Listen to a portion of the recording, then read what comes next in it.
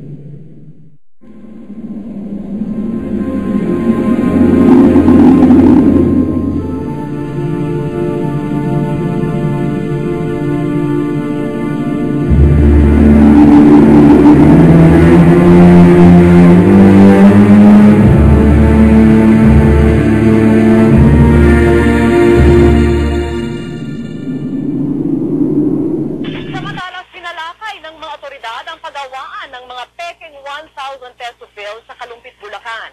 At maliban sa munoy pamemeke ng pera, posibleng madagdagan pa ang kaso ng 4 na naarestong suspect matapos na mahulihan ng 2 baril at 2 granada. Saksi si Rauna Crisostomo.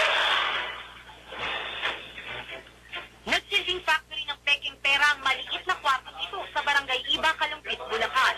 Lunes ng tanghali natunto ng pulisya ang pagawaan ng mga ampaw na 1,000 peso bill. Nakatigil raw ang iligal na produksyon ng abutan ng mga pulis. Pero ang mga ebidensya sa pamimeke ng pera hindi makaila ng 4 na nahuling suspect. Naroon ang makinang gamit, pintura, mga papel na may naka-imprentang 1,000 peso bill, pati na mga pinag-practice-ang papel sa pag-imprenta. Meron pang natagpo ang underground na silid na tila balak paglipatan ng operasyon.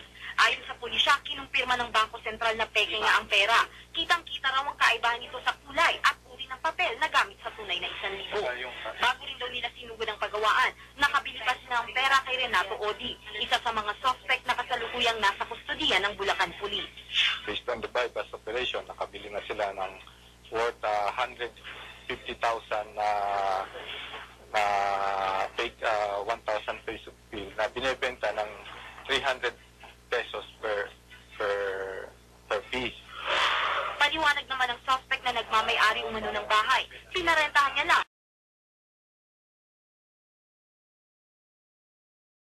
ang kwarto. Dumating dito yung makina na yan last year pa December. Ang naging premise lang niya, sa pare ka, meron akong ipapasok dyan na makina, meron kaming gagawin dito. Sabi ko, ano ba yan? Sabi niya, may mga plates naman na maliwanag na pinakita sa akin, ando pa nga yung iba. So sabi ko, sige lang. Pero wala namang lusot ang 4 na suspect sa nakipis ng 2 baril at 2 granada sa kanila. Maliban sa kasong pamemeke ng pera, sasampahan din ng mga suspect ng illegal possession of firearms and explosives. Ako si Rauna Crisostomo, ang inyong saksi.